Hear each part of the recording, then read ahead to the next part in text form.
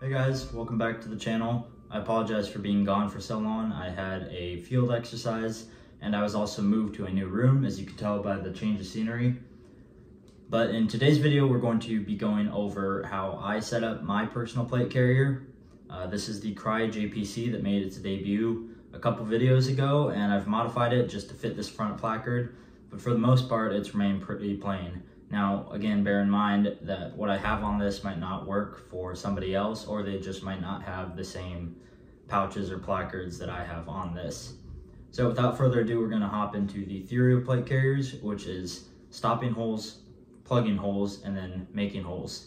As for stopping holes, the Crye JPC's plate bags are excellent.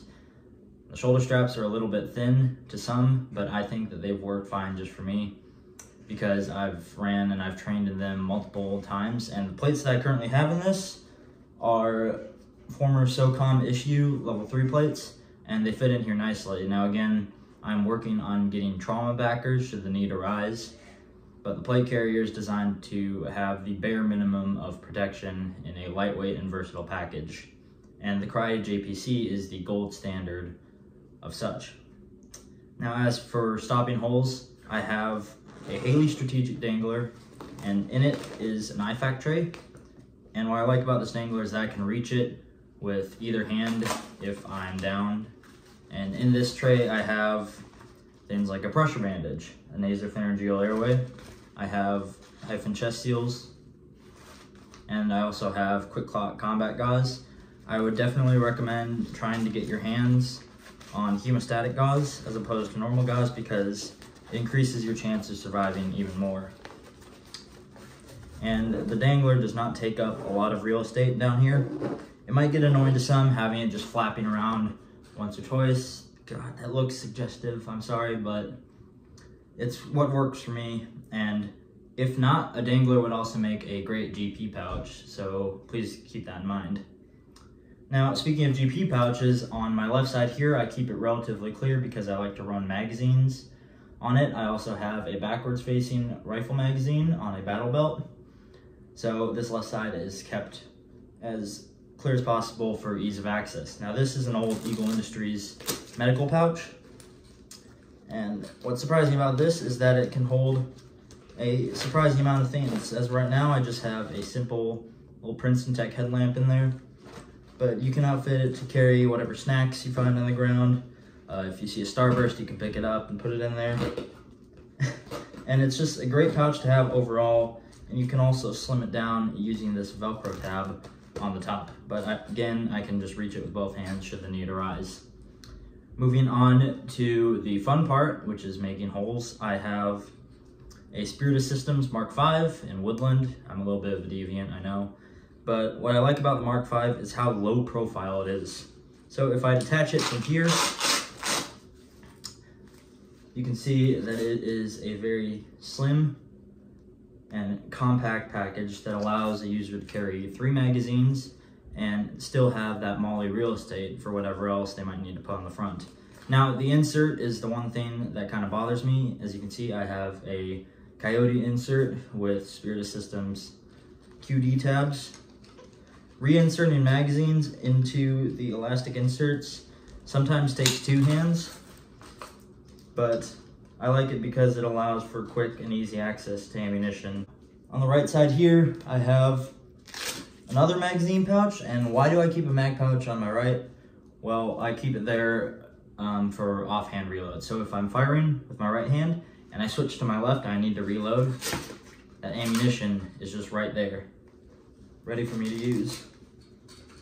And I find it quicker than switching back to my dominant hand and reloading from there.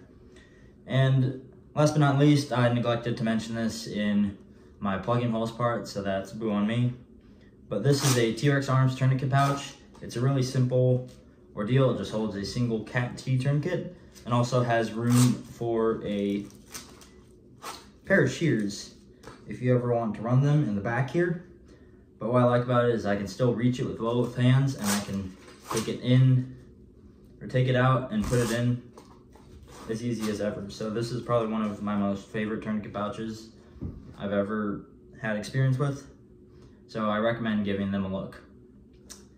Now, as for here, this is a Cogworks phone case for a Note 8.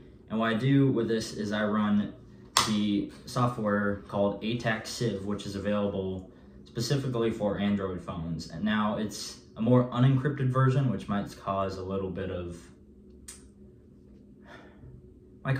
disagreement with some, but it's still a great navigational aid. So if you're going out there, if you're just LARPing in the woods with your buddies, or if you're even hunting, I would definitely recommend looking into navigational software that you can just download on a phone. And the Cogworks case is designed in a way that it doesn't interfere, so if I need to reload a rifle, I can pull my magazines out and not have to worry about them interfering with the case itself. Now, as for the back, I keep it relatively clear. This is not one of those Gucci JPC 2.0s that has room for zip-on panels and such.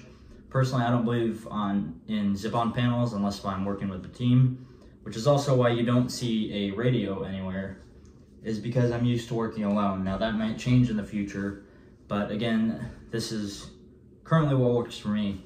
So if you have a radio pouch, I would recommend keeping it on your left side so that antenna is not interfering with your cheek weld or your shoulder when firing a rifle, or I would keep it mounted in the back, though that might cause problems when you want to reach it to change channels, frequencies, or batteries. So there's a couple moving parts to keep in mind when it comes to that, and we'll cover that in another video. But like I said, this is what works for me. I definitely recommend setting up a plate carrier with at least room for ammunition, medical, and perhaps even a general purpose pouch of some sort. But the most important thing that I cannot harp on enough is just getting good training in it. Because I've trained in this to the point where I am proficient. You'll see this make a lot more debuts and shooting videos whenever they come around. So keep an eye out for that. But please just get out there and train. The world is becoming less and less of a safe place as time goes on. You have threats arriving in the Middle East. There's rumors of terrorist organizations planning to strike in the United States. So I implore you, if you have gear, to get training in it. It doesn't matter if it's a cheap airsoft rig or if it's the most Gucci shit. But if you don't train, you will die. So get that training in, get those reps in, and become a fucking machine. But that's all I got for you guys. If you liked the video, leave a like. If you didn't, a dislike. Subscribe for more, and I'll see you in the next one.